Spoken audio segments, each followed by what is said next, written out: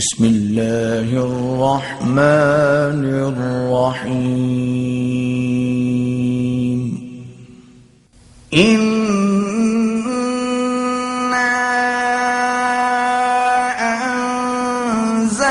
अंज़लनाहु फी लैलतिल क़द्र वमा अदराक मा लैलतुल क़द्र। लैलतुल क़द्रि खैरुम मिन अल्फि शहर। तनज़्ज़लुल मलाइकतु वर्रूहु फ़ीहा बिइज़्नि रब्बिहिम मिन कुल्लि अम्र। सलामुन हिय हत्ता मत्लइल फ़ज्र। बिस्मिल्लाहिर्रहमानिर्रहीम। ये आज के बयान का मौजू या टॉपिक है कि अब सिर्फ एक द ओनली, बहुत से नहीं है, एक ही अल्टरनेटिव है। ये कंटिन्यूएशन में या तसलसल में चला रहा है ये बयान 21वीं शब से। मैं 2-4 मिनट में खुलासा उसका बता दूं, पिछला याद दिला दूं।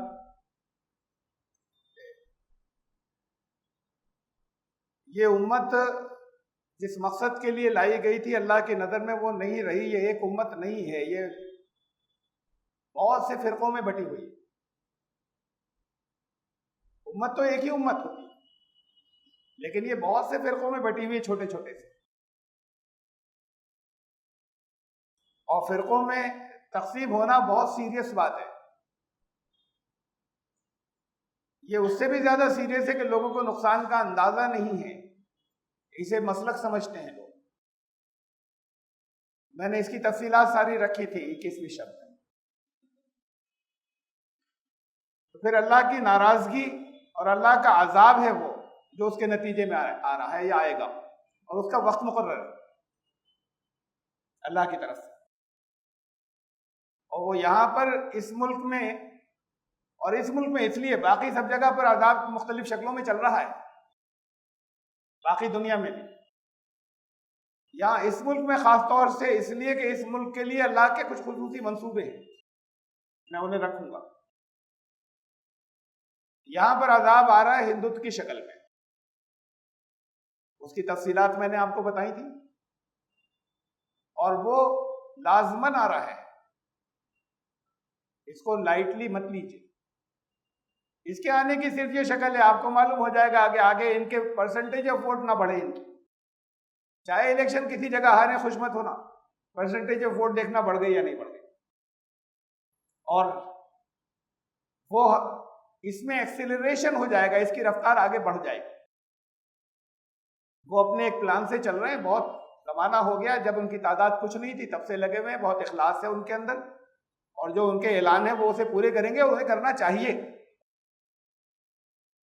मैं उन्हें एडमायर करता हूं, इसके लिए बुरा नहीं कहता, उनके लिए दिल में कोई नफरत नहीं है। वो कसूर तो मेरे हैं और हमारे हैं, जिसकी वजह से ये होने जा रहा है। उनका एक तयशुदा प्रोग्राम है जिसका ऐलान है। वो ऐलान मैंने आपको दिखाए थे।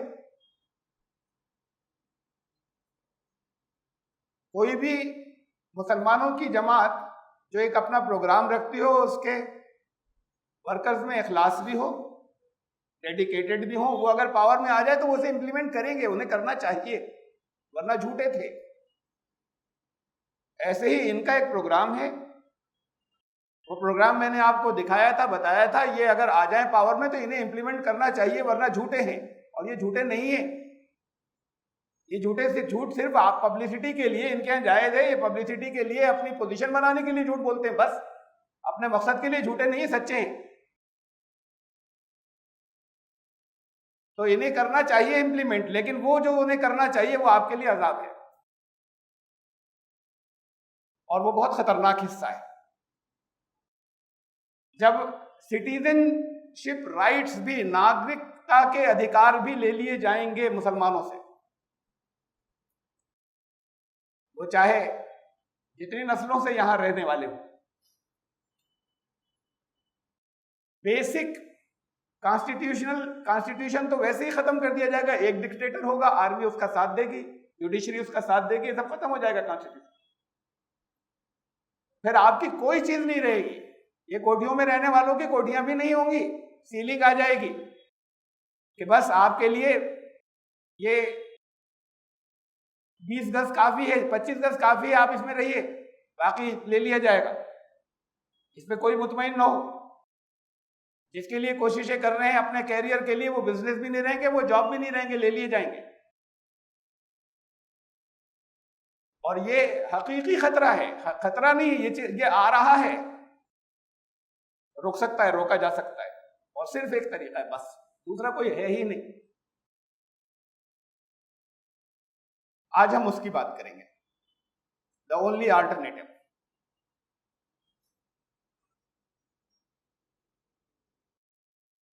ये सूरह अद्दहर भी कहते हैं, सूरह अल इंसान भी कहते हैं, सूरह नंबर 76 आयत 30, उसकी एक आयत है, तर्जुमा आपके सामने है। इससे पिछली आयत, इससे पहले जो गुजरी, वो भी सुना दूं मैं आपको। इन्ना हाज़िही तज़किरा, ये तो एक याद दहानी और रिमाइंडर है।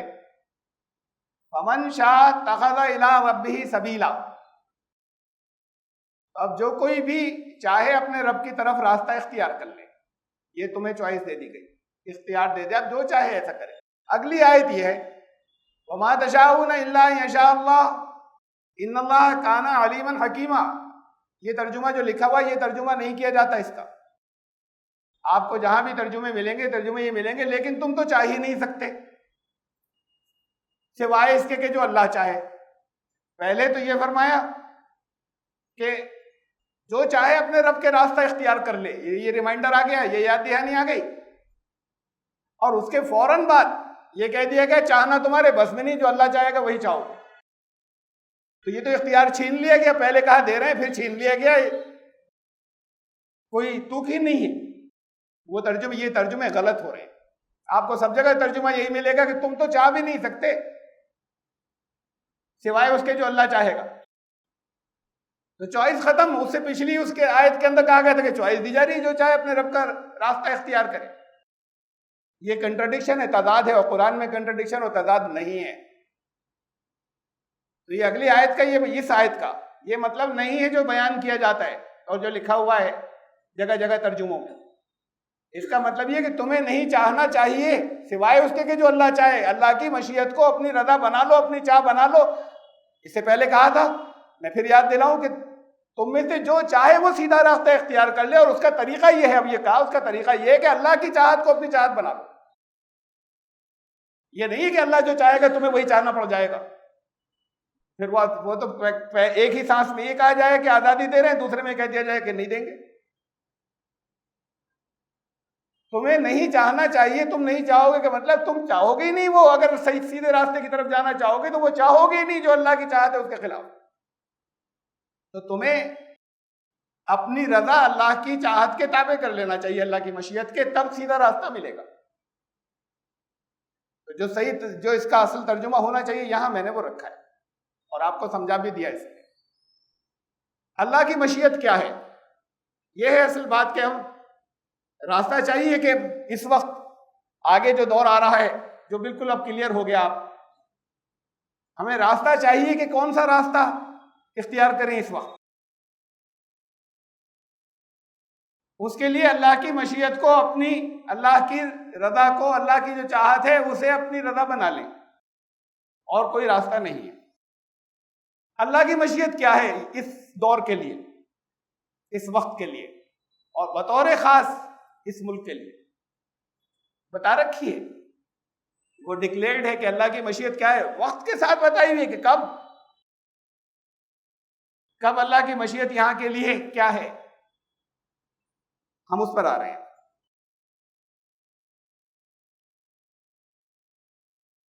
एक मखसूस कौम, एक ख़ास कौम के लिए एक अल्लाह की एक ख़ास मशीयत है, या रज़ा या चाहत या मर्जी,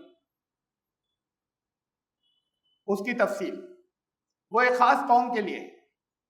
अलग अलग दुनिया के अलग अलग हिस्सों के लिए अलग अलग उसकी मशीयतें हैं।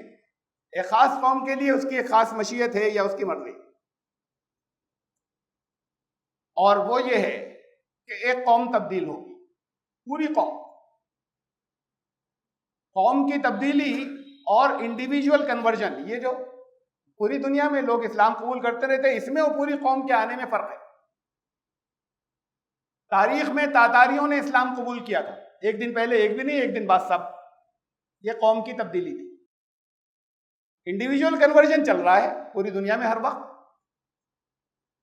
ये कौम की तब्दीली नहीं है, वो जो इंडिविजुअल कौम। तो जो अल्लाह की मशीयत है, एक खास कौम के बारे में बताया कि वो बदलेगी, वो पूरी बदल कर आएगी। क्यों? आपके लिए खुशी की बात नहीं है, उसका तब्दील होना मुसलमानों के लिए अजाब है। मैं आगे एक्सप्लेन करता हूं। पहले कौम की तब्दीली की बात देखिए। मैंने सब मुकामात नहीं लिए यहां, जहां जहां कुरान शरीफ ने कहा है, सिर्फ 2 लिए। सूरह तौबा में फरमाया, ये आयत नंबर 39 इल्ला तनफिरू, तुम अगर नहीं निकले अपने जिम्मेदारी अदा करने के लिए, युअज़्ज़िबकुम अज़ाबन अलीमा, तुम्हारी जिंदगी दर्द बन जाएगी, वो अजाब होगी तुम्हारे लिए, वो सिसक सिसक कर गुजारोगे, ऐसी जिंदगी आ जाएगी तुम्हारी। तुम्हें तो तुम्हारे लिए तो ये होगा। वयस्तबदिल कौमन गैरकुम, और अल्लाह तब्दील करके लाएगा एक दूसरी कौम को। गैरकुम, तुम नहीं, तुम्हारी बात नहीं हो रही है, गैर कौम को तब्दील करके लाएगा। वला तदुर्रुहु शैया, तुम उसका कुछ भी नहीं, उसे कुछ नुकसान नहीं पहुंचा सकते, उसका कुछ नहीं बिगाड़ सकते। वल्लाहु अला कुल्लि शैइन कदीर, इसलिए कि अल्लाह हर शय पर कादिर है। तो उस कौम का आना एक तुम्हारे लिए अजाब है, उनके लिए जो नहीं निकलने वाले हैं दीन के लिए। अपनी जिम्मेदारी क्या है इसकी बात भी करेंगे, उसे अदा करने की। इज्तिमाई जिम्मेदारी एक इंडिविजुअल रिस्पॉन्सिबिलिटी होती है, इनफिरादी जिम्मेदारी, व्यक्तिगत बंदे बनकर रहे हैं, नमाज रोजा इन सब बातों का ख्याल रखें। एक इज्तिमाई जिम्मेदारी होती है कि पूरी उम्मत को क्या करना था, उम्मत से क्या काम लेना था, वो इज्तिमाई कलेक्टिव रिस्पॉन्सिबिलिटी। उम्मत तो बची ही नहीं, चिथड़े हुई हुई है, टुकड़े टुकड़े जरा जरा से बिखरे हुए चारों तरफ। उसमें से हर टुकड़े में से हर एक कह रहा है हम हैं उम्मत, बाकी सब नहीं है। दूसरी आयत, ये मैंने 2 रखी है आज, सूरह मोहम्मद की आयत का एक हिस्सा है। वइन ततवल्लो, तुमने पीठ फेरी अगर जिम्मेदारी से अपनी, यस्तबदिल कौमन गैरकुम, तो वो तब्दील करके एक फिर गैर कौम को, एक दूसरी कौम को अल्लाह लाएगा। तुम ला यकूनु अमसालकुम, उनकी हरकतें तुम्हारी जैसी नहीं होंगी, जिन बातों पे तुमसे नाराजगी है वो ऐसा नहीं करेंगे, उनकी मिसाल तुम जैसे नहीं हो। जब ये कुरान शरीफ में और भी जगहों पे ये खबर है, मैंने आपको 2 मकामात दिखाए। जब ये आयात तिलावत होती थी, सहाबा सवाल करते थे, मन हुम या रसूलुल्लाह, अल्लाह के रसूल ये कौन सी कौम है जिसका तस्करा आया कि जब हम पीठ फेर लेंगे तो फिर अल्लाह तब्दील करके इन्हें लाएगा। और ये सवाल किसी एक मौके पे किसी एक ने नहीं किया, कुरान शरीफ के हाफिज भी थे, और अगर जितने हाफिज नहीं हो सब अरबी जानने वाले थे, कुरान से जुड़े हुए थे, तो उनके सामने आती थी और उनके ज़हनों में सवाल आता था, तो मुख्तलिफ मौकों पर रसूलुल्लाह सल्लल्लाहु अलैहि वसल्लम के पास पहुंचते थे, और बहुत से लोगों ने अलग अलग मौकों पर सवाल किए, या रसूलुल्लाह ये कौन? जवाब दिया रसूलुल्लाह सल्लल्लाहु अलैहि वसल्लम, वो कौन है इसका जवाब दिया। साहबा जब ये पूछते थे कि वो कौन है जो तब्दील करके लाए जाएंगे और हमें रिप्लेस कर दिया जाएगा, हमें जैसे हटा दिया जाएगा, हमारा एक मनसब छिन जाएगा, हमारा ऑनर छिन जाएगा, हमें तो अजाब होगा और उनको लाया जाएगा, तो वो कौन? साहबा ये सवाल करते थे। रसूलुल्लाह सल्लल्लाहु अलैहि वसल्लम ने बहुत से मौकों पे जवाब दिया, 2 जवाब दिए, तीसरा जवाब नहीं है कोई। 2 जवाबात बार बार बहुत से मौकों पर एक जवाब दिया, बहुत से मौकों पर एक दूसरा जवाब दिया। बहुत से मौकों पर फरमाया ईरान के लोगों के, ये अलग अलग अल्फाज में है। मैंने तो एक जुमला आपसे कह दिया, मुख्तलिफ लोगों से कहा अलग अलग अल्फाज में ईरान के बारे में। बहुत से दूसरे मौकों पर फरमाया यमन के लोग होंगे, यमन वाले। ये दो जवाब बार बार इरशाद फरमाए। ईरान नॉर्थ में है सऊदी अरब के, उत्तर शुमाल में, और यमन साउथ में है, जुनूब में, दक्षिण में। सवाल एक है, इशारा दो तरफ हो रहा है बार बार, जवाब दो अलग अलग आ रहे हैं। जब कोई सही खबर हम तक पहुंचती है रसूलुल्लाह सल्लल्लाहु अलैहि वसल्लम के जरिए और उसकी तहकीक होती है, स्कॉलर्स कहते हैं कि ये सही है, और दोनों में हमें फर्क महसूस होता है, कंट्राडिक्शन और तजाद, तो उसूल ये है कि ये तलाश किया जाता है कि ये दोनों बातें एक साथ सही हो सकती है नहीं हो सकती। इसे तत्बीक कहते हैं कि तत्बीक तलाश की जाती है, कोरिलेशन क्या है इसमें, इसका सामंजस्य क्या है। देखिए सामंजस्य, ये इलाकों की तरफ इशारा नहीं था, ये कौमों की तरफ इशारा था, नस्लें, रेस। ईरान में आर्य हैं, रेस नस्ल के एतबार से ईरानी आर्य हैं। हिंदुस्तान में जो आर्य आए भारत में, वो ईरान के रास्ते से आए हैं। यहां तो ये प्योर नहीं रहे, मिक्सअप हो गए दोगले। वहां के आर्यंस प्योर आर्यंस हैं। जर्मन भी अपने आप को प्योर आर्यंस कहते हैं, हिटलर, नाजी, ये सब कहते हैं हम बिल्कुल खालिस प्योर आर्यंस हैं। तो ये आर्य एक नस्ल है, कोई धर्म, कोई मजहब नहीं है। तो अगर ये नस्लों की तरफ इशारा हो तो बात बहुत क्लियर है, ईरानी तो आर्य है। और ये यमन में उस वक्त बहुत बड़ी तादाद में, ये तारीख का एक ऐसा खोया हुआ हिस्सा है कि जो बहुत कम बयान होता है। सैयद सुलेमान नदवी रहमतुल्लाह ने इस पर बहुत कुछ लिखा है। यमन में आज भी किलों के खंडर, टूटे फूटे किलों के रिमेन्स, बाकियात मौजूद हैं। राम नाम का किला, श्याम, हिंदा, ये यमन में है आज भी। यमन में उस वक्त द्राविड़ रहते थे बड़ी तादाद में, आपके साउथ इंडियन द्राविड़। क्यों रहते थे वहां पर? यहां से माइग्रेट करके गए थे। क्यों गए थे, ये फिर एक अलग हिस्सा है और एक अलग इसकी एक तारीख है। यमन में उस वक्त सिंधी भी बसे हुए थे, जो ओरिजिनल यमनाइट्स नहीं थे, लेकिन बड़ी तादाद में ये दोनों कौमें वहां थी। जैसे यहूदी मदीने के पास जाकर बसे थे नस्लों पहले, जैसे ईसाई आसपास के इलाकों में, नजरान वगैरह में जाकर बसे थे बड़ी तादाद में नस्लों पहले, ऐसे ये लोग जाकर बसे थे।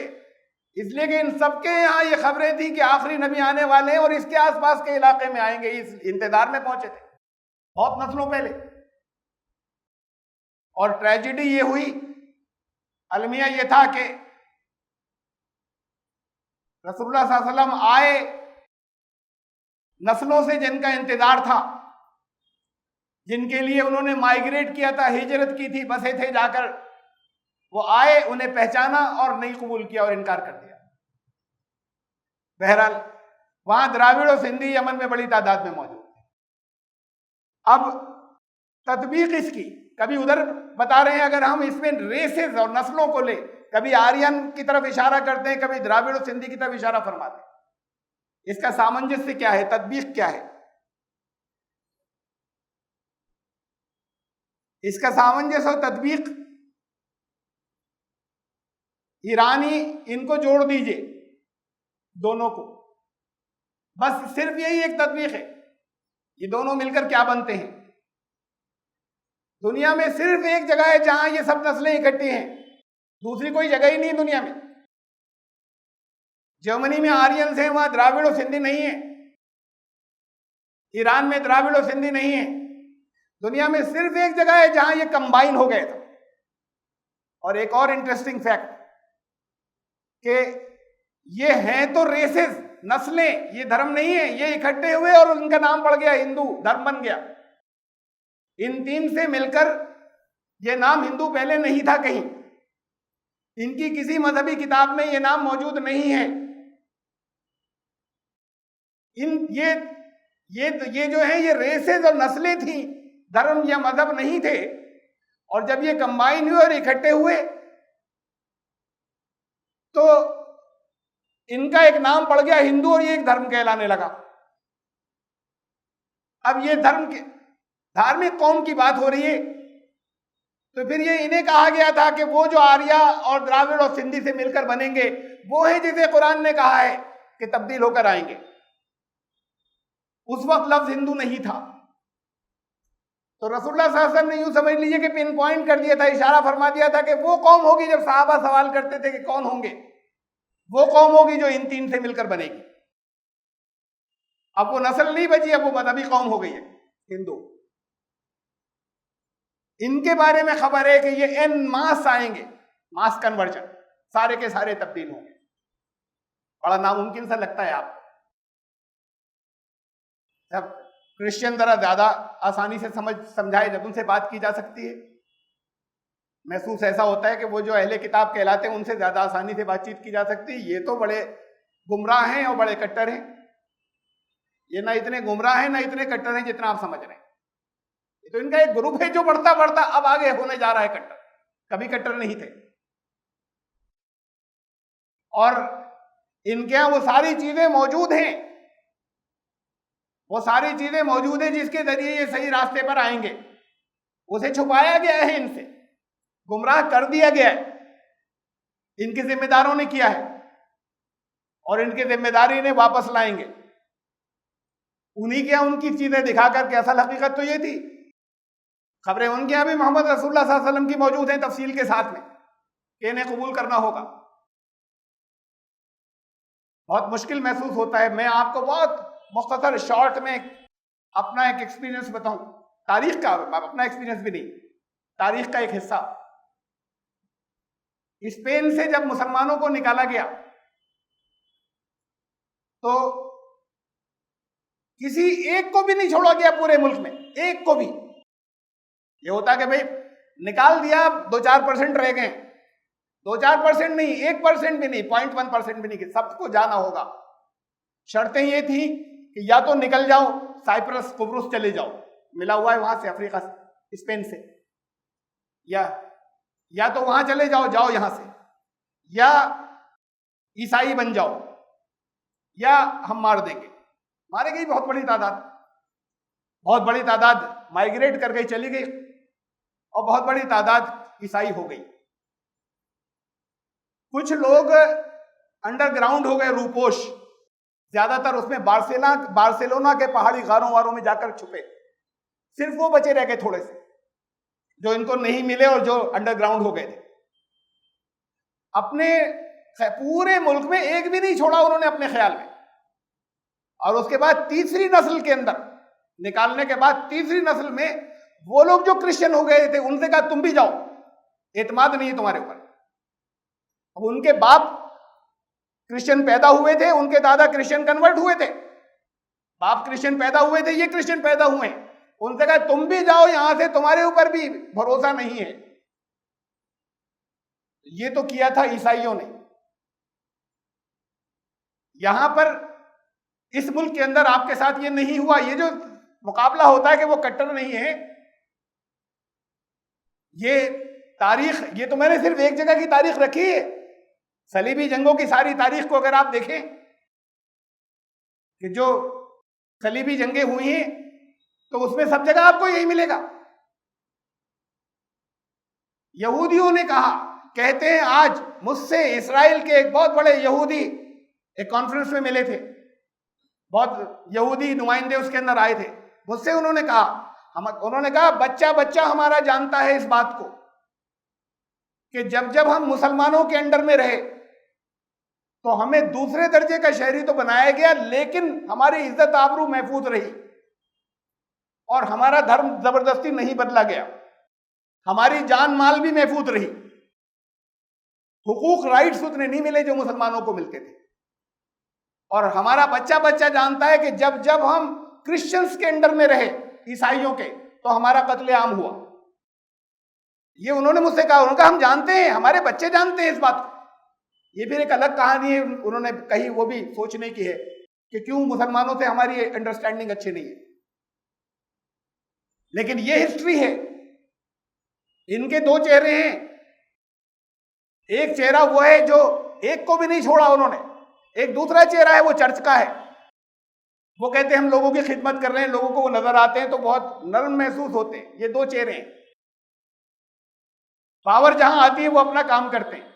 ये चेहरा अपनी जगह चलता रहता है, लोगों की खिदमत करने वाला, जो मुसलमानों के यहां से गायब हो गया है। ये बेसिकली कट्टर नहीं है, अब बनाया जा रहा है। और तारीख ये बताती है कि अहले किताब के मुकाबले में हमेशा जब बड़ी तादाद के अंदर लोग आए हैं इकट्ठे तो मुशरिकीन आए हैं, अहले किताब नहीं आए हैं। इक्का दुक्का जो आते रहे वो तो अहले किताब आते रहे, यहूदी ईसाई। जब जब बड़ी तादाद में लोग आए हैं वो मुशरिकीन थे, और ऐसे मुशरिकीन थे जिनके बारे में तसव्वुर ही नहीं कर सकते थे कि ये आ सकते हैं, इतने जालिम थे और इतने कट्टर थे, वो आए। तारीख में हमेशा ऐसे ही हुआ है। तो पिछली तारीख को देखें तो आपको मालूम होगा, इनके बारे में खबर है।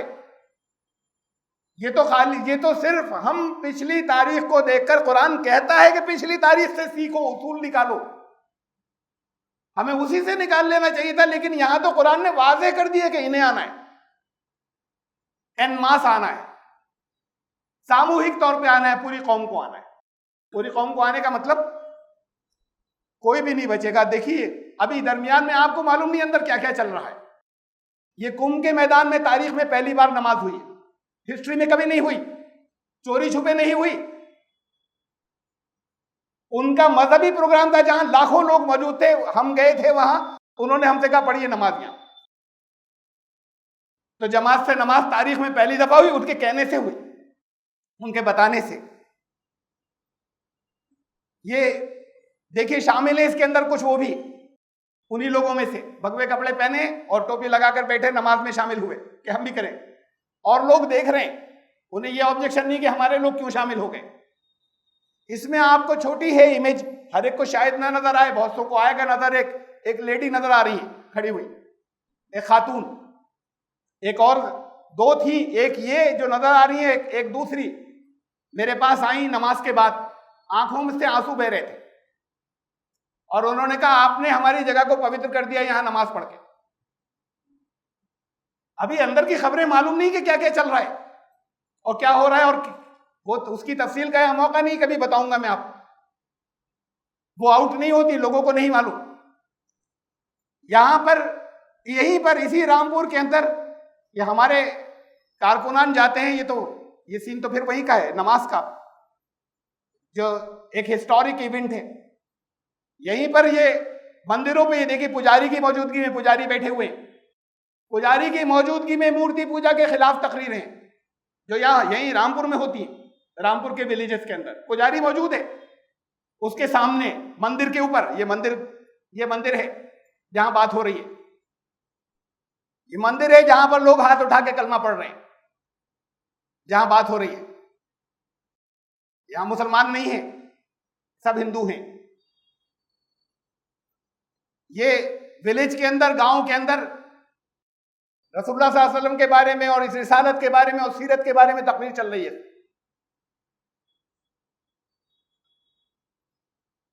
ये आपको ऊपर से महसूस होता है, हाँ बनाया जा रहा है कट्टर, वो तो फिर अल्लाह का अजाब है जो आ रहा है। लेकिन उसके साथ फिर ये शक्ल है कि यहाँ का जो इनके यहाँ जो अलग अलग टुकड़े पड़े हैं, उसमें जो सबसे बड़ा है, इनके यहाँ जो अलग अलग तहरीकें हैं, उन तहरीकों या अभियान में से जो सबसे बड़े हैं उनका नाम है गायत्री परिवार समाज। हमारा कोऑर्डिनेशन है उनसे। मेरी किताबें लेके बड़ी तादाद में खरीदते हैं, फ्री तकसीम करते हैं, सारे ऑफिसर्स को अपने अपने शहरों में बांटते हैं। हमारे पास फोन आते हैं, आप लोग कुछ कर नहीं रहे, क्रांति आने वाली है, वक्त नहीं बचा, कब करेंगे, आप लोग कुछ नहीं कर रहे, काम कीजिए निकल कर। ये फोन आते हैं, खुद वही मूर्ति पूजा कर रहे हैं। ये तो मास कन्वर्जन होगा, इकट्ठे आएंगे, लेकिन हमसे डिमांड होती कि बार बार आती बड़ी बेचैनी के साथ में कि कर क्या रहे हैं आप, कुछ नहीं कर रहे, आप लोग बैठे हुए हैं, इस वक्त तो आपको लग जाना चाहिए काम के अंदर। मैंने ये देखिए कुरान ने कहा था, उम्मत किसे कहते हैं, कुंतुम खैरा उम्मतिन, अब तुम हो बेहतरीन उम्मत, उम्मतें बनती हैं नबियों से, रसूलों से। रसूल उम्मत बनाते हैं। मोहम्मद रसूलुल्लाह सल्लल्लाहु अलैहि वसल्लम के साथ आखिरी उम्मत आ गई। अब कोई नया नबी या रसूल नहीं आएगा तो कोई और उम्मत भी नई नहीं आएगी। फरमाया कुरान ने कि अब तुम हो बेहतरीन उम्मत, उखरिजत लिन्नास, पहला लफ्ज ये है उसके बाद कि तुम्हें सारी दुनिया वालों के लिए लाया गया है। ये नहीं कहा ईमान वालों के लिए, उम्मत को लाया गया दुनिया वालों के लिए। अच्छा, जिसे लाया जाए दूसरों के लिए, उम्मत को तो कहा उन्होंने सारे मुसलमानों को कुरान ने। अब ये अलग बात है कि बाद को उसमें से बहुत से लोग जो हैं वो अपना रवैया बदल दें, लेकिन जो कुरान ने कहा था तो मुसलमानों को थोड़ी कहा था, अन्नास, दुनिया के इंसानों के लिए। उम्मत तो सारे मुसलमानों को कहा था, इसलिए कि सब एक थे, और जो इससे बाहर थे वो थे दुनिया के इंसान, अन्नास। तुम्हें लाया गया इनके लिए, तो अन्नास में मुसलमान शामिल नहीं है, तुम्हें दुनिया के इंसानों के लिए लाया गया, उसमें मुसलमानों को तो लाया गया है, बाकी इंसानों के लिए। उम्मत तब है, वरना उम्मत नहीं है। इस्लाह की तहरीकें होनी चाहिए मुसलमानों को ठीक करने की, बहुत जरूरी है, लगातार हमेशा होनी चाहिए, लेकिन उम्मत की जिम्मेदारी ये थी। अब अगर इस जिम्मेदारी को एक बड़ा हिस्सा छोड़ दे उम्मत का, तो फिर उम्मत, अल्लाह की नजर में उम्मत नहीं बचेगी, तो फिर लाया जाएगा दूसरों को। इसलिए कि क़यामत तक एक ये काम करना है उम्मत को कि दूसरे लोगों को के लिए उठेंगे और खड़े होंगे और उन्हें पैगाम पहुंचाएंगे। ये क़यामत तक होना है। अब अगर एक ग्रुप छोड़ देगा तो फिर अल्लाह की नजर में वो उम्मत नहीं बचेगी, इसलिए दूसरों को लाया जाएगा। लाने की पोजीशन देखिए, इस वक्त ये 2014 की फिगर्स हैं, ये एक रफ फिगर्स, इसके अंदर 27 करोड़ मुसलमान और 1 अरब 27 करोड़ टोटल तादाद। तो गैर मुस्लिम कितने हुए? 1 अरब। 1 अरब गैर मुस्लिम बचे, 27 करोड़ मुसलमान। ये जो यहां की सरकारी फिगर्स हैं वो कुछ और है। मैंने एक मॉडरेट, एक हकीकी है, एक ऐसा औसत लिया है कि मुसलमान बाजी से ज्यादा कहते हैं, उसे भी नहीं लिया। 27 करोड़ मुसलमान और 1 अरब गैर मुस्लिम। गैर मुस्लिमों में असलन बड़ी तादाद, ये कोई 1%, कोई 2% दूसरे हैं, बाकी सब असल में तो हिंदू ही है, जो हिंदू कहलाते हैं। इन सबको आना है, 1 अरब को, सबको। कौम की तब्दीली इसे कहते हैं, ये इंडिविजुअल कन्वर्जन की बात नहीं हो रही, इन सबको आना है 1 अरब को। अब अगर 1 अरब ऐसे आए जैसे लोग समझते हैं, तो हर साल मान लीजिए कितने इस वक्त इस्लाम में आ रहे हैं, ऐसे रफ अंदाजा आपको नहीं होगा। 10,000 मान लीजिए कि हर साल आते हैं इस मुल्क के अंदर, नहीं आते। जिसे खुलकर सामने आकर ओपन आने के बाद ऐलान कर देना कहते नहीं आते। हम ले लें 10,000, अगर हर साल 10,000 लोग आते हों और यही रफ्तार रहे तो कितने साल लगेंगे ये 1 अरब को आने में? आसान नहीं है आपके लिए कैलकुलेट करना। कैलकुलेशन ये है, 1 लाख को तकसीम कीजिए 10,000 से, 1 लाख साल लगेंगे। ये अल्लाह का मंसूबा 1 लाख साल का नहीं है यहां के लिए, इसलिए कि ये भी बताया कब होगा, ये होने जा रहा है। 1 लाख साल लगेंगे अगर ये रफ्तार रहती है। अच्छा, अगर बढ़ गई रफ्तार ये, साहब 10,000 नहीं, अब बहुत से लोगों की तवज्जो हो गई, वो दुनिया के इंसानों के लिए काम करने लगे, उन्हें बुलाने का। अब 20,000 हर साल आया करेंगे, और बढ़ गए, अब 30,000 आया करेंगे। अरे 30,000 भी आया करेंगे तो 33,000 साल लगेंगे। लेकिन ये समझ लीजिए कि ये 20,000 और 30,000 नहीं होने जा रहे हैं यहां पर, ये तो कन्वर्जन ब्लॉक होने जा रहा है। ये 10,000 भी खत्म, कन्वर्जन की इजाजत नहीं होगी। जब ये हिंदुत्व आएगा तो किसी एक की भी, आप तो 10,000 की बात कर रहे हैं, एक की भी इजाजत नहीं होगी। इनको तो बेसिक कॉन्स्टिट्यूशन राइट्स ही नहीं दिए जाएंगे और इसकी गुंजाइश ही नहीं होगी कि वो सारे लोग जो कुछ दावत का काम हम भी कर रहे हैं, कुछ जमाती तौर पर ग्रुप के कुछ और ग्रुप हैं, बहुत नहीं है हिंदुस्तान में, 2-4 और ग्रुप काम कर रहे हैं। वो सब इंडिविजुअल कन्वर्जन बिल्कुल ठीक है, काबिल अजर है, वो सब इंडिविजुअल कन्वर्जन का काम कर रहे हैं। समझाया कि देखो इस्लाम कबूल कर लो, आ गए कलमा पढ़ के। जब समझाया जाएगा तो आएंगे उसमें से बहुत से, आ रहे हैं। ये तो रोक दिया जाएगा, सबको खत्म होने जा रहा है, ये नहीं होगा।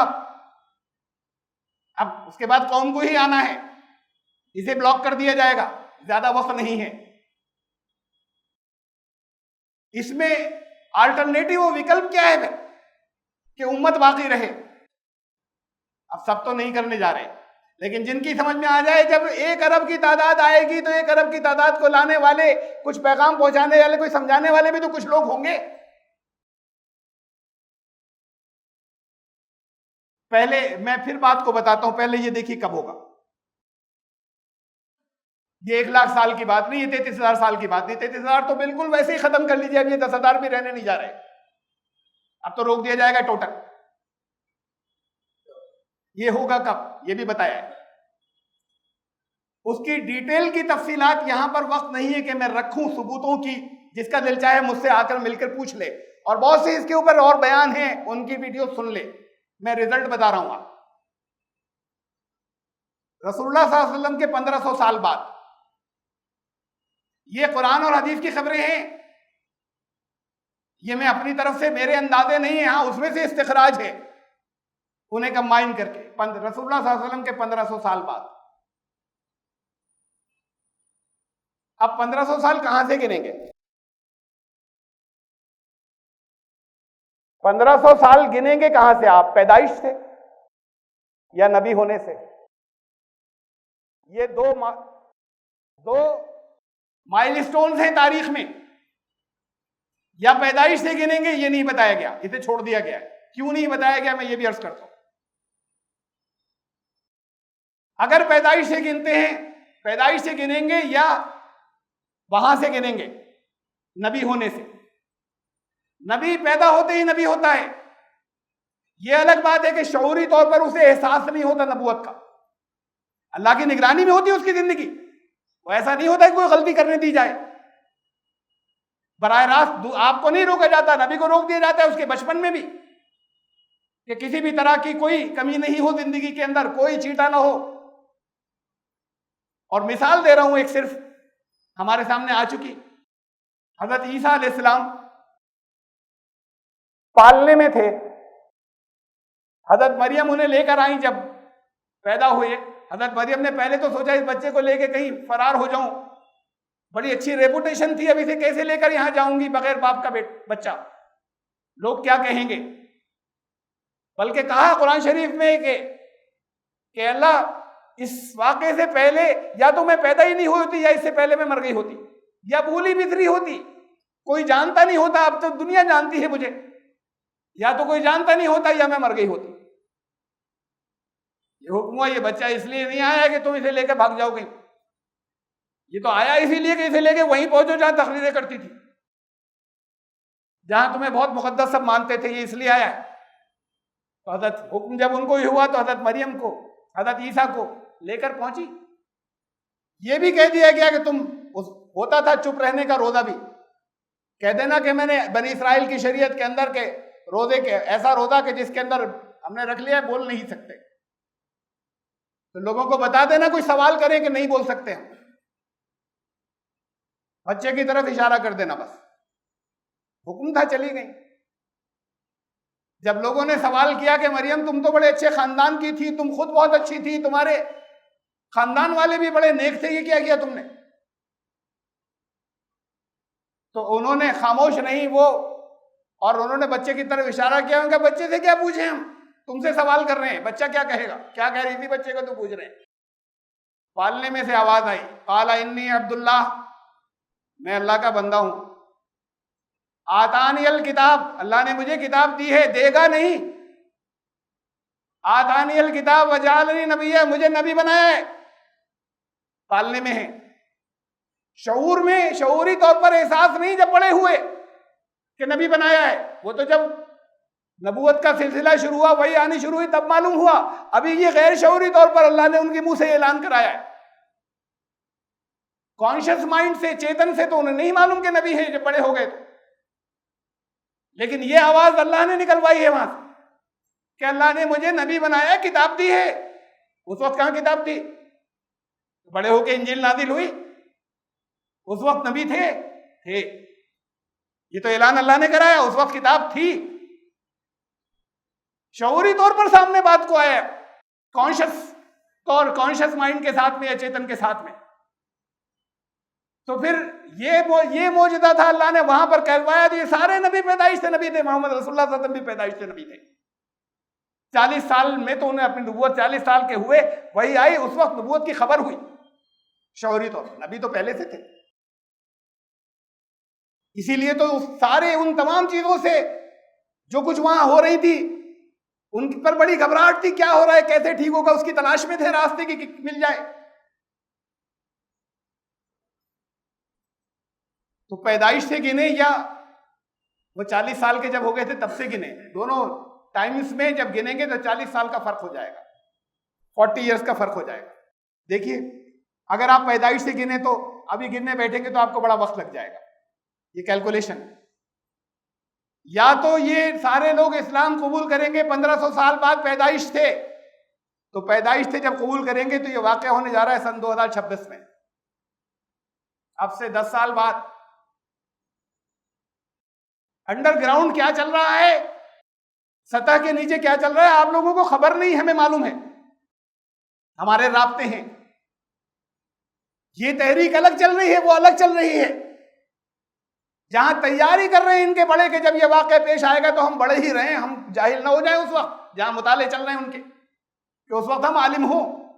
ऐसा ना हो कि निकल कर आए तो अब हम दूसरे आलिमों के अंडर में आ जाएं। तो उसके मुताले चल रहे हैं, उनके स्टडीज चल रही है इस्लाम की, अब से 10 साल बाद।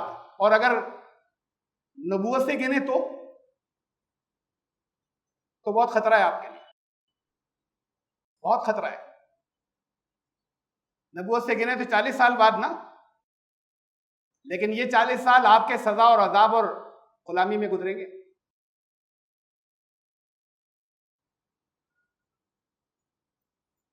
या तो 2026 में, या फिर हिंदुत्व आ रहा है 2026 में, इसमें भी ज्यादा वक्त नहीं। अब या का मतलब क्या है ये भी बता दिया गया है, मैं भी बताता हूं। या से क्या मुराद है, ये दो जो चीजें दी गई है। फिर 40 साल की गुलामी है, और 40 साल की गुलामी के बाद फिर कौम की तब्दीली का साल आ रहा है 2066। तारीख में ये 2 माइलस्टोन्स दिए 1500 साल पूरे होने के। अब इस फर्क को समझ लीजिए। बनी इस्राइल से कहा गया, उन पर वही आई हज़रत मूसा अलैहिस्सलाम पर। बनी इस्राइल सहरा में थे, उन्होंने डिमांड की कि हम थक गए यहां पर ये मन और सलवा खाते हुए, ये बटेरों का गोश्त और ये जो नेमत जो आपने यहां दे दी है हमें मन की, इसे खाते खाते थक गए, अब तो लहसुन खाएंगे, जरा प्याज खाएंगे, जरा दाल खाएंगे, जरा ककड़ी खाएंगे। इसे लोग कहते बड़ी नाफरमान कौम थी। 3 दिन आपको अगर खिला दिया जाए आपकी पसंद की डाइट रोज 3 दिन सुबह शाम, चौथे दिन कहेंगे कि तौबा कुछ वो लाओ दाल वाल, ये नहीं खाया जाएगा। उन्होंने तो बहुत दिनों झेला था। तो बहरहाल उन्होंने कहा, अल्लाह ने कहा ये तुम्हें यहां नहीं मिलेगी, ये मिलेगी बस्ती में, ये सहरा में नहीं मिलेगी, डेजर्ट में। तो जाओ बस्ती में, और तुम्हारे लिए फिर फरमाया कि अल्लाह ने तुम्हारे लिए लिख दिया, जाओ इस फिलिस्तीन के अंदर, ये बस्ती अल्लाह ने तुम्हारे लिए लिख दी है, जाओ चले जाओ, दाखिल हो जाओ, वहां रहो। कहने लगे बड़े खतरनाक लोग रहते हैं यहाँ, तो बड़े तगड़े भी हैं, जब घुसेंगे तो जंग होगी, हमारी हिम्मत नहीं है, हम नहीं जा सकते यहां। और जवाब क्या दिया, हजरत मूसा और हारून से कहा कि इज़हब अंत व रब्बुका फकातिला इन्ना हाहुना काइदून, तुम दोनों जाके जरा से लड़के अल्लाह की मदद से बस्ती खाली करा दो, फिर हम आ जाएंगे, हम अभी तब तक हम यहीं रुके हुए। अल्लाह ने कहा कि अल्लाह का कानून ऐसे नहीं नाफिज होता, बता दिया कि जीत तुम्हारी होगी, मालूम हो गया कि तुम्हें ये फैसला पहले से कर दिया, लिख दिया गया तुम्हारे लिए। अल्लाह ने कहा हमने लिख दिया, तब नहीं जा रहे हो। और नबियों तो कह रहे हो क्या, पहले तुम और तुम्हारे खुदा चले जाओ यहां पर और इसको खाली करा दो, फिर हम आएंगे, तब तक हम यहीं बैठे हैं। तो ये तो फिर अल्लाह पर ईमान नहीं हुआ। और ये अल्लाह के कानून के खिलाफ नहीं होगा। कानून तो ये है कि हाँ जाओ, अगर मुकाबला हुआ होगा तो जब अल्लाह ने कह दिया कि लिख दिया तो फिर तुम ही फातेह रहोगे, तुम ही ऊपर होगे, और तुम्हें यकीन नहीं है इस बात का। सजा में कहा कि अब 40 साल इंतजार करो। जो अल्लाह ने कहा है कि जाओ ले लो, तुम्हारे लिए रखी है, और तुम जो कहा जा रहा है उसके लिए कुछ करने को तैयार नहीं हो, हाँ लड़ाई हो जाएगी वहां। अब डर रहे हैं कि नहीं ये तो हम नहीं कर सकते। फरमाया 40 साल अभी और झेलो। फिर 40 साल उन्होंने सहरा की मुसीबतें झेली। नई नस्ल आई, वो नई नस्ल जो थी वो थी बहादुर। वो गुलामी में पैदा नहीं हुई थी, वो डेजर्ट में पैदा हुई थी। तो वो जो नई वो बहादुर थी, उनमें वो बुज़दिली नहीं थी। वो गए और अल्लाह ने उनके लिए लिख दिया था। फिर वो जो कुछ लिख दिया था वो 40 साल बाद, वहां भी चॉइस थी, या तो हक अदा करो जो कहा जा रहा है अभी ले लो, वरना 40 साल बाद। वही 40 साल का फर्क यहां पर है। ये अल्लाह की सुन्नत है जो चली आ रही है 40 साल बाद। क्या कोरिलेशन है अल्लाह की सुन्नत का कि रसूलुल्लाह सल्लल्लाहु अलैहि वसल्लम पर वही 40 साल की उम्र में आई, गिना जा रहा है तो वही 40 साल का फर्क जो बनी इसराइल में आया था। ये मौजदा है, ये कलाम अल्लाह का है। या तो इस वक्त सब नहीं आएंगे, सब आएंगे तो कौम ही नहीं आएगी। अगर सब ठीक हो गए तो जब तुम पीठ फेर लोगे तो पीठ फेरे हुए तो रहेंगे। लेकिन एक खास तादाद वो तो हक अदा कर दे। कुछ लोग तो खड़े हो जाएं, 1% तो खड़े हो जाएं, 2% तो हो जाएं। 1% कितने होते हैं? 27 करोड़ के, 27 लाख। अभी तो 2700 भी नहीं है। 1 करोड़ के 27 करोड़ के अगर 1% 27 लाख, तो कुछ तो हो जो कहेंगे नहीं ये तो बड़े, जब वो आएगा हिंदू तो कहेंगे ये तो बड़े जालिम है, ये तो अब कहते हैं कि ये तो फसाद हो जाएगा। ये हम कहने जाएंगे, ये कैसे कह दें, ये तो मारेंगे। आपने देखा नहीं मारते। ये चंद सीन जो आपको दिखाए थे मैंने, सैकड़ों हैं, हजारों हैं दिन रात। जब हिदायत की बात लेके जाएं तो ये मारने नहीं आते। ये तो तब तक मारते हैं जब तक लेकर नहीं गए आप हिदायत की बात। या तो इस जिम्मेदारी को पूरा करने के लिए कुछ लोग खड़े हो जाएं, उनकी गिनती होगी हिदायत याफ्ता में, बाकी माजूल उम्मत में उनकी गिनती होगी। और या 40 साल अगर इन्होंने हक अदा नहीं किया तो 40 साल बाद वो 40 साल सजा के, वो 40 साल अदाब के, वो 40 साल हिंदुत्व के। और ये हिंदुत्व रुक सकता है, इधर 2026 तक रुक जाएगा। ये सिर्फ 2 ऑप्शन, ये सिर्फ ये एक ऑप्शन है, दूसरा कोई ऑप्शन है नहीं। डरते रहे, किस डर खाली यही नहीं होता कि हमें मारेंगे, डर ये भी होता है हमारे बिजनेस का क्या होगा, हमारी फैक्ट्री का क्या होगा, हमारे जॉब का क्या होगा, हमारी एजुकेशन का क्या होगा। ये भी तो डर है ना। अरे ये वैसे सब खत्म होने जा रहे हैं, तुम्हारे घर तक तो बचेंगे नहीं। उसकी सीलिंग होगी, जिनके बड़े हैं छीन लिए जाएंगे, तुम इतनी जगह में रहो, गुलाम हो।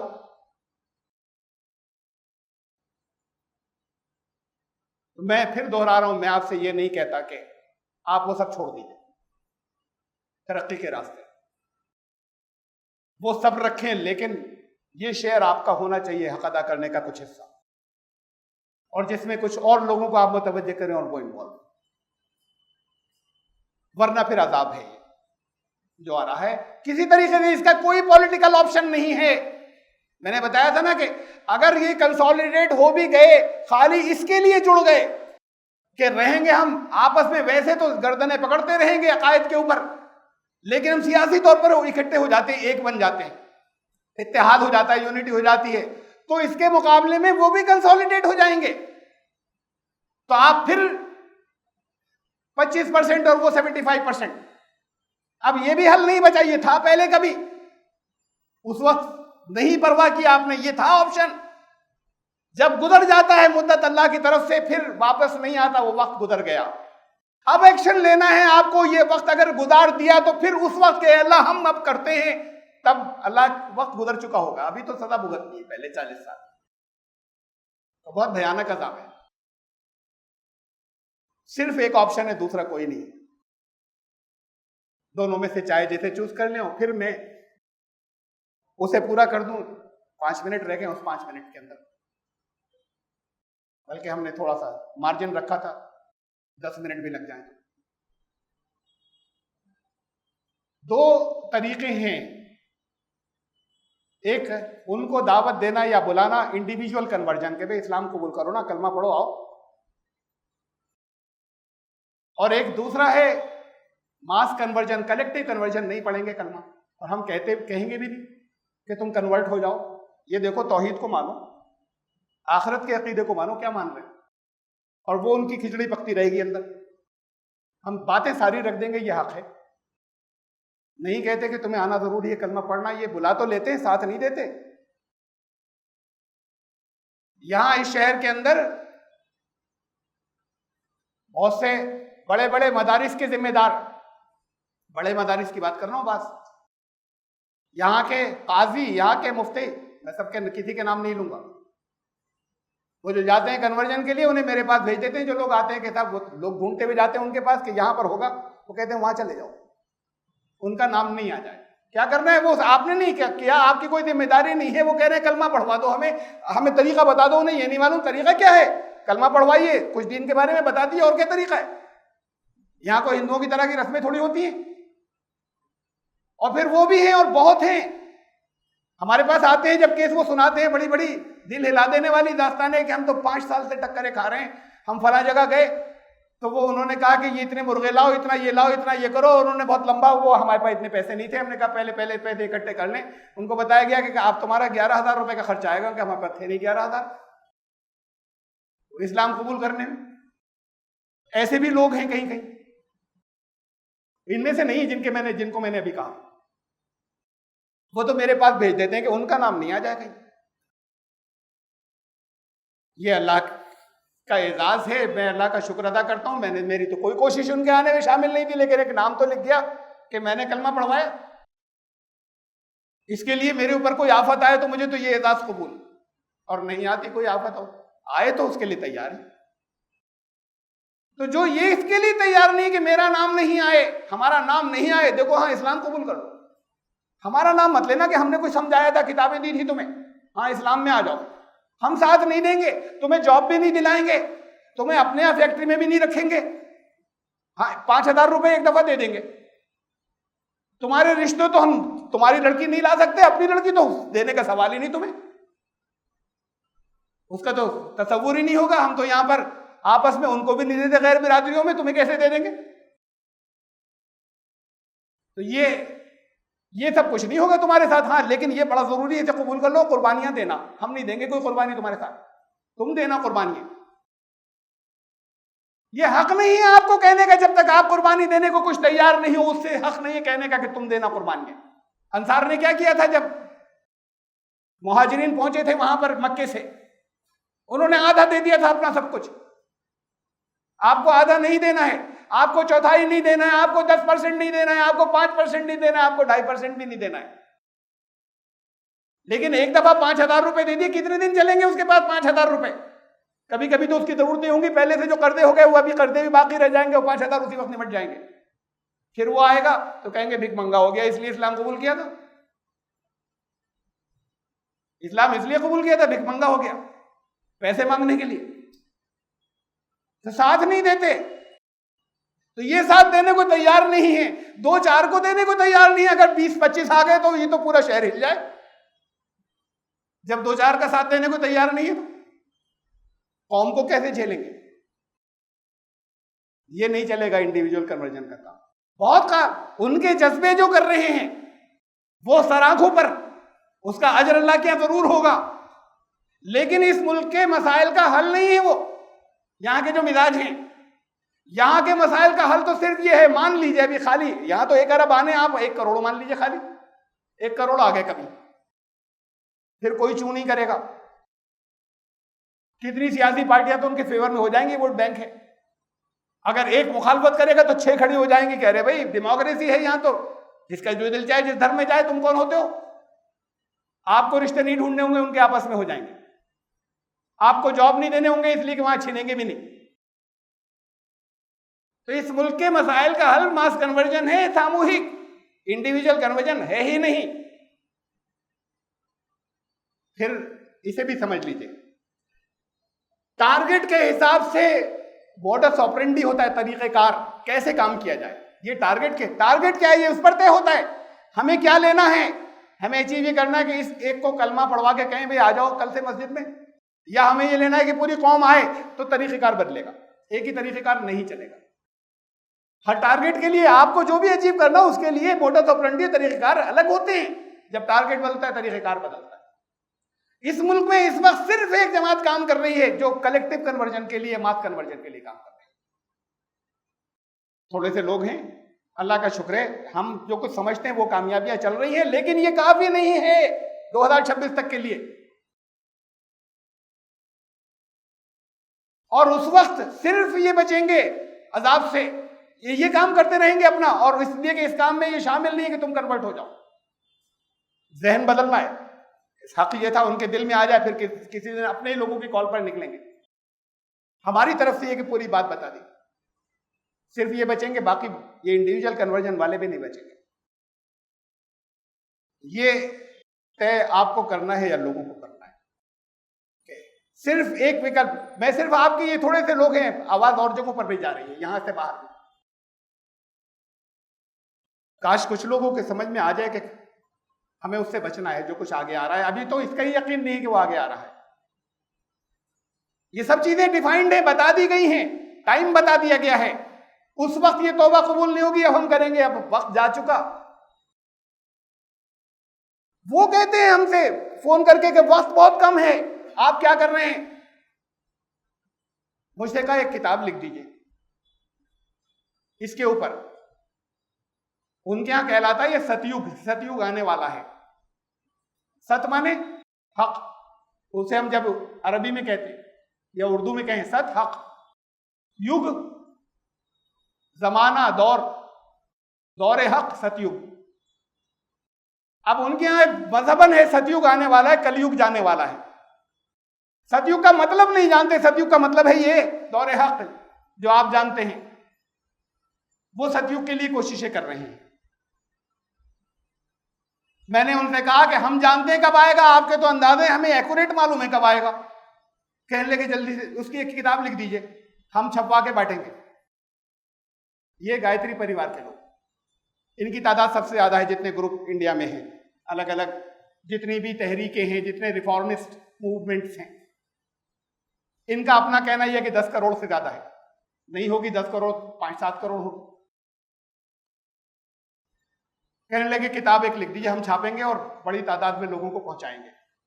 मैंने लिख दी किताबचा, बुकलेट, साफ साफ लिख दिया कि गिनती रसूलुल्लाह सल्लल्लाहु अलैहि वसल्लम से होगी, आखिरी रसूल से। ये मैसेज भी तो पहुंच जाएंगे। ये खाली तुम्हारे सतयुग की बात नहीं थी, जिस सतयुग के इंतजार में हो उसको गिनना हुजूर सल्लल्लाहु अलैहि वसल्लम से पड़ेगा, तब मालूम होगा कब आएगा। और उसके सबूत लिख दिए कि 1500 साल वाली बात की कि वहां से आएगा और हमें मालूम है कब आएगा, तुम तो आसपास का कह रहे हो। उनका कहना यह था कि 2000, उनकी कैलकुलेशन के हिसाब से 2000 के कुछ बाद आएगा, सन 2000 के। कुछ बाद आप इंतजार करते रहो, हमें मालूम है कब आएगा। लिख दी वो। अब बड़े परेशान हुए इसलिए कि उसके अंदर तो फिर वो थी ना, मैं कुरान की आयत भी थी और रसूलुल्लाह सल्लल्लाहु अलैहि वसल्लम से गिनती थी, ये बहुत बड़ी बात थी। अब तो इन्हें भी तो मतलब जो कोई भी पढ़ेगा उसके दिल में कुछ इनकी भी तो अजमत आएगी कि ये जो कुछ अल्लाह ने निजाम रखा है, ये इसकी गिनती तो वहां से रखी है उनसे, तो कोई तो उनकी अहमियत है।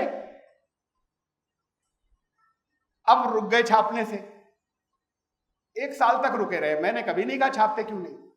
फोन कभी कभी बीच में आते थे, हमारी मीटिंगें चल रही हैं, हम गौर कर रहे हैं, जो पतली सी किताब छाप। फिर 1 साल बाद उन्होंने मुझे फोन किया कि हम छापेंगे, लेकिन इसका पेश लफ्ज, इसका फॉरवर्ड जो है वो हम लिखेंगे, इसके ऊपर एक हम अपनी भूमिका लिखेंगे। मैंने कहा जो दिल चाहे लिखिए उस भूमिका में, हाँ इसमें से कोई लफ्ज नहीं काटेंगे आप जो मैंने लिखा है। और भूमिका में ये क्लियर होगा कि वो आपकी तरफ से, ये मेरी तरफ से जो मैं दे रहा हूं, ये भी क्लियर होगा भूमिका में कि उसमें भी उसमें आप जो कुछ कह रहे हैं उन बातों से मेरा इत्तेफाक जरूरी नहीं है। आप जो दिल चाहे भूमिका में लिखिए। उन्होंने भूमिका भी एक साथ में, इसलिए कि उसे नहीं छोड़ना चाह रहे थे, उसे वो छापना चाह रहे थे और डर भी रहे थे, फिर छापी उन्होंने। अब बहुत बड़ी लाखों की तादाद में डिस्ट्रीब्यूट करते हैं, जगह जगह पहुंचा रहे हैं अपने लोगों के अंदर। दूसरी और जगहों पे मुसलमानों को ले जाके देते हैं कि सो रहे हो तुम, सतयुग आने वाला है, खड़े हो कुछ करो। हमें इत्तलाएं देते हैं क्या क्या कर रहे हैं। फिर तौहीद पर जो कुछ है, रिसालत पर जो किताब है जो मैंने लिखी हिंदी में, वो मंगाते हैं पैसे देकर और फ्री डिस्ट्रीब्यूट करते हैं जगह जगह। इत्तला देते हैं कि हमने इतनी और भेज दीजिए, अब और बांटेंगे हम। खुद अपना नहीं बदला है कुछ, दिलों में तो अपनी जगह पर होगा, लेकिन ये कर रहे हैं कि इसको लाने के निजाम का साथ दे रहे हैं। और अभी मैंने लेटेस्ट, मुझे 2 रोज पहले चीजें देखता रहता हूं पुरानी, उसमें मिला मुझे कि आर्यभट्ट जो यहाँ के साइंटिस्ट थे 5th और 6th सेंचुरी के, 5वीं और 6ठी, उन्होंने कहा वो पुरानी कैलकुलेशन जो थी वो गलत है। उन्होंने अपनी कैलकुलेशन करके दी। वो बहुत बड़े एस्ट्रोनॉमर भी थे और बहुत बड़े मैथमेटिशियन भी थे आर्यभट्ट। तो उन्होंने कैलकुलेशन दे के कहा है कि कलयुग यहाँ का अपनी कैलकुलेशन से, उसके उन्होंने आधार बेसिस भी दिए। कलयुग जो है वो 2025 तक रहेगा। एग्जैक्ट वो दिया जो हम यहाँ पर दे रहे हैं, ये उन्होंने दिया कि कलयुग 2025 तक रहेगा। ये आर्यभट्ट ने कैलकुलेशन दी, इनके बहुत बड़े साइंटिस्ट माने गए। उनका वो और जो पुरानी किताबों में लिखा हुआ है वो कैलकुलेशन लोगों ने गलत कर दी। यहाँ एक और ग्रुप है, वो लोग ब्रह्मा कुमारी कहलाते हैं, वो इतने बड़े नहीं देते ये हैं।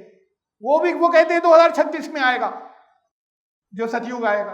तो ये इनके अपने अंदाजे हैं। हमें मालूम है कुरान और सुन्नत की, या कुरान और हदीस की बुनियाद पर के ये होने जा रहा है। अब आपकी दिल चाहे कबूल कीजिए, आपका दिल चाहे मत कबूल कीजिए, मैंने सबूत रखे हैं। आपका दिल चाहे तो उसका इंतजार कीजिए कि ये खाली कह रहे हैं, वो जब आएगा उस वक्त सुनी नहीं जाएगी। उस वक्त आपके मदरसे नहीं होंगे, आपके घर नहीं होंगे, आपके कारोबार नहीं होंगे, आपकी बच्चियों के सर पर दुपट्टे नहीं होंगे, आपके बच्चों को बाहर नमाजें नहीं, आपकी मस्जिदें भी नहीं होंगी। घर में पढ़ लिए,